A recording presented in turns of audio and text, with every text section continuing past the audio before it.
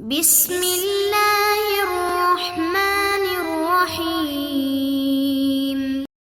آپ سب کیسے ہیں؟ آج ہم اصول شاشی کے سبق نمبر 165 کو پڑھیں گے، اور آج کے سبق کا عنوان ہے راویوں کی دوسری قسم کا بیان۔ آج کی ہماری عبارت والقسم الثانی من الروات سے شروع ہوتی ہے۔ آئیے سب سے پہلے عبارت پڑھ کے اس کا ترجمہ کرتے ہیں، اس کے بعد باقاعدہ سبق کی وضاحت کی طرف بڑھتے ہیں۔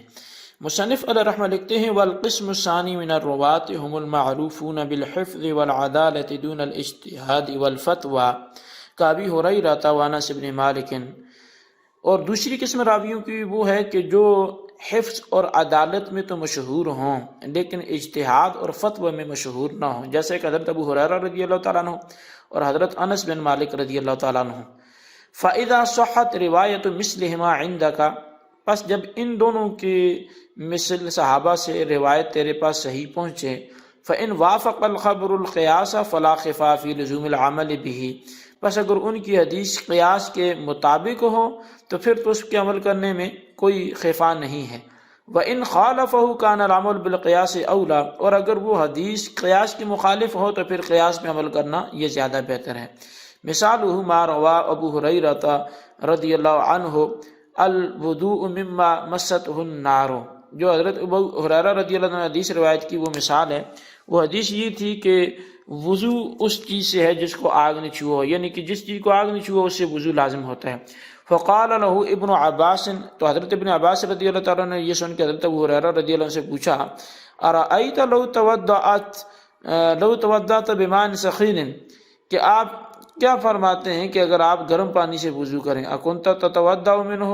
کیا آپ اس سے وضو کرنے والے ہوں گے؟ فسکت، تو حضرت ابو ہریرہ رضی اللہ تعالیٰ عنہ خاموش ہوں گے۔ وانما رده بالقیاس، دیکھیے حضرت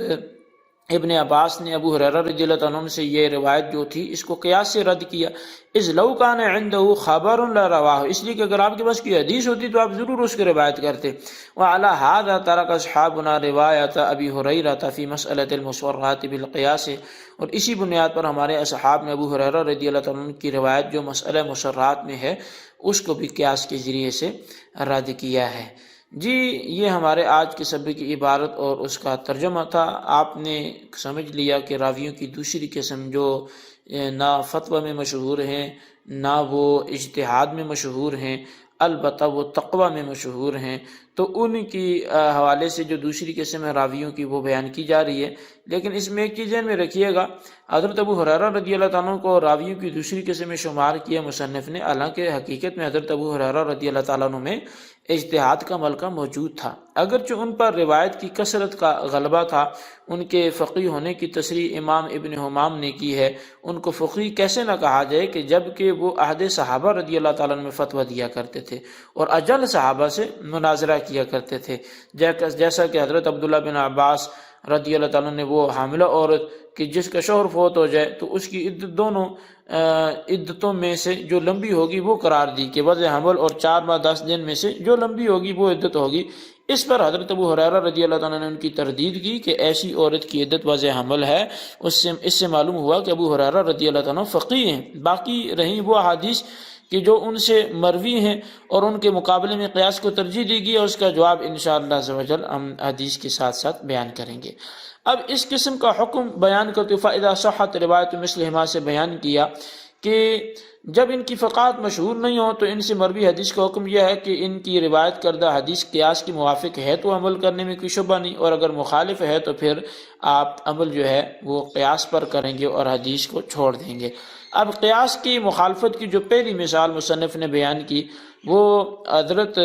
ابو ہریرہ رضی اللہ تعالیٰ عنہ سے مروی حدیث ہے کہ نبی علیہ السلام نے فرمایا تودعوا مما مستہ النار، تم وضو کرو ہر اس چیز سے کہ جسے آگ چھوئے۔ اس پر حضرت عبداللہ بن عباس رضی اللہ تعالیٰ عنہ ماں نے ابو ہریرہ رضی اللہ تعالیٰ عنہ سے فرمایا کہ اے ابو ہریرہ، اگر گرم پانی سے باوضو آدمی نے ثواب کی نیت سے وضو پر وضو کیا تو کیا پھر دوبارہ دوسرے پانی سے اس کو وضو کرنا پڑے گا، لازم ہوگا اس پر؟ تو اس سوال کو سن کر حضرت ابو ہریرہ رضی اللہ تعالیٰ عنہ خاموش ہو اب مصنف فرماتے ہیں کہ اگر ابو عبداللہ بن عباس رضی اللہ تعالیٰ عنہما کے پاس قیاس کے علاوہ کوئی روایت ہوتی تو لازماً آپ وہ پیش کرتے، مگر روایت نہیں تھی تو قیاس سے غیر فقیہ راوی کی روایت کو رد کر دیا، اور تمام مجتہدین نے ابو ہریرہ رضی اللہ تعالیٰ عنہ کی روایت کو ترک کر دیا، اور آگ سے چھوئی ہوئی چیز سے وضو نہیں ٹوٹتا۔ اب حناف کا مختار مذہب یہی ہے، جیسا کہ عرض کیا گیا کہ حضرت ابو ہریرہ رضی اللہ تعالیٰ عنہ فقیہ صحابی ہیں،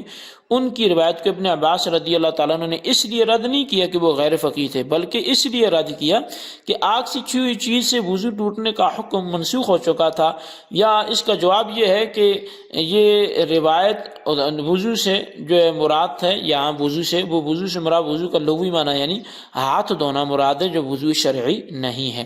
بہرحال وعلی ھذا ترک اصحابنا سے مصنف نے امام فخر الاسلام بزدوی علیہ رحمہ کے اصول پر ایک مسئلہ مسرات کو متفرق کیا ہے۔ مسرات کا جو مسئلہ یہ تصریح سے ہے، جس کا معنی ہے یہاں جانور کے تھنوں میں دودھ کا جمع ہونا۔ حدیث مسرات یہ ہے کہ حضرت ابو ہریرہ رضی اللہ عنہ سے مروی ہے، نبی علیہ السلام نے ارشاد فرمایا، تم اونٹنیوں یا بکری کے تھنوں میں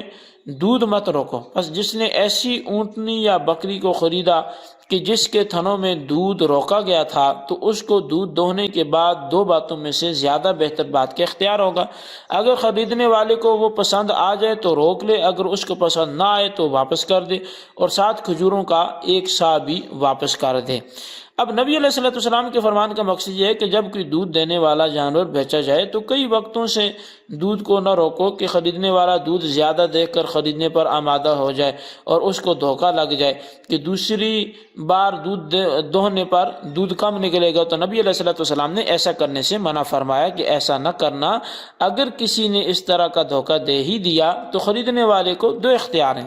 ایک یہ کہ اگر پسند آ جائے تو واپس نہ کرے، رکھ لے، دوسرا یہ کہ اگر پسند نہ آئے تو جانور کو واپس کرنے کے ساتھ جتنا دودھ نکالا ہے اس کے عوض 1 سا کھجوریں بھی جانور کے ساتھ واپس کر دے۔ اب جی جو مسئلہ مسرات ہے اس میں 2 مذاہب ہیں، ایک امام اعظم ابو حنیفہ یعنی مذہب احناف ہے، اور دوسرا مذہب شافعی امام شافعی علیہ رحمہ کا مذہب ہے۔ امام اعظم علیہ رحمہ نے حدیث مسرات پر عمل نہیں کیا کہ جانور کو واپس کرنے کے ساتھ 1 سا کھجور بھی واپس کیا جائے، بلکہ فرمایا کہ مشتری کو مبیع میں دودھ کی کمی کی وجہ سے بائع کو واپس نہیں کیا جائے گا، بلکہ مشتری بائع سے دودھ کی کمی کے مطابق رقم واپس لے گا، کیونکہ امام اعظم کے نزدیک تسریہ یہ عیب نہیں ہے۔ جبکہ امام شافعی علیہ رحمہ کے موقف کو اگر دیکھیں تو وہ حدیث پر عمل کرتے ہوئے فرمایا کہ جانوروں کو واپس کرنے کے ساتھ 1 سا کھجور بھی دیا جائے گا، کیونکہ امام شافعی کے نزدیک تسریہ جو ہے یہ عیب نہیں ہے، تو لہٰذا حدیث پہ عمل کیا جائے گا۔ مصنف فرماتے ہیں کہ علماء احناف نے اس حدیث کو اس لیے چھوڑا کہ یہ حدیث خلاف قیاس ہے، اور ضابطہ یہ ہے کہ جب غیر فقیہ صحابی کی روایت قیاس کے مخالف آ جائے اس کو ترک کر دیا جائے گا۔ حدیث مسرات قیاس کے مخالف اس لیے ہے کہ جب کسی چیز کا زمان 2 طرح سے واجب ہوتا ہے، ایک زمان بالمثل ہوتا ہے، دوسرا زمان بالقیمت ہوتا ہے۔ مثل کے ساتھ زمان اس وقت واجب ہوتا ہے کہ جب وہ چیز ذوات الامثال میں سے ہو، جیسے گندم ضائع ہو گئی اس کا زمان گندم سے دیا جائے گا جو ذوات الامثال میں سے ہے۔ قیمت کے ساتھ زمان اس وقت واجب ہوتا ہے کہ جب وہ چیز ذوات القیم میں سے ہو، یعنی کہ جانور کی اب یہ ذوات القیمت سے ہے، اس کا تعلق ہے، اگر یہ ہلاک ہو جائے تو اس جیسی مثل دوسرا جانور تو نہیں دیا جا سکتا۔ اب حدیث مسرات میں دودھ کی کمی کو 1 سا کھجور عوض دے کر پورا کرنے کا حکم دیا گیا، حالانکہ دودھ کھجور کا نہ ہی مثل سوری ہے نہ ہی مثل مانوی ہے، کیونکہ دودھ کم یا زیادہ ہو سکتا ہے، جبکہ حدیث میں مطلقاً 1 سا کھجور دینے کا حکم دیا گیا۔ اب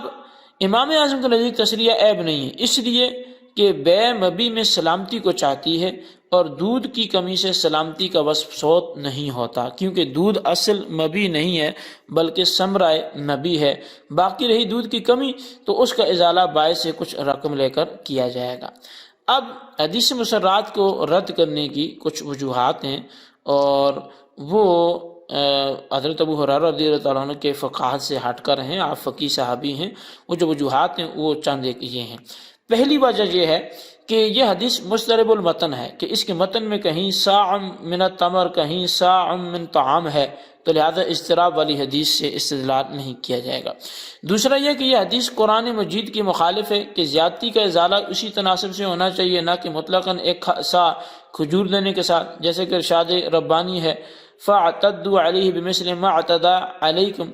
اب تیسرا یہ ہے کہ یہ حدیث مشہورہ کے بھی مخالف ہے، کہ یہ بات سنت مشہورہ سے ثابت ہے کہ جہاں مثل سوری ممکن نہ ہو وہاں مثل منوی دیا جائے گا، حالانکہ ایک سا کھجور نہ مثل سوری ہے نہ ہی مثل منوی ہے۔ چوتھا جواب یہ ہے کہ یہ حدیث اجماع کے بھی مخالف ہے، کہ یہ بات اجماع سے ثابت ہے کہ جو چیز ذوات الامثال میں سے ہو تو اس کا زمان مثل سوری سے دیا جائے گا، اور جو چیز ذوات القیم میں سے ہو اس کا زمان مثل منوی سے دیا جائے گا، جبکہ حدیث مسرات ان دونوں کے خلاف ہے۔ جی طلبہ کرام، یہ ہمارا آج کا سبق تھا، اس کو اچھی طرح نوٹ کریں، بالخصوص ان سوالات کے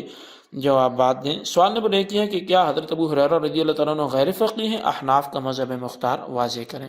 اور سوال نمبر 2 یہ ہے کہ مسئلہ مسرات کس کو بولتے ہیں؟ تعریف کریں۔ اللہ تبارک و تعالیٰ سے دعا ہے جو کچھ پڑھا سنا اسے یاد رکھنے کی توفیق نصیب فرمائے، آمین بجاہ نبی الامین صلی اللہ علیہ وسلم۔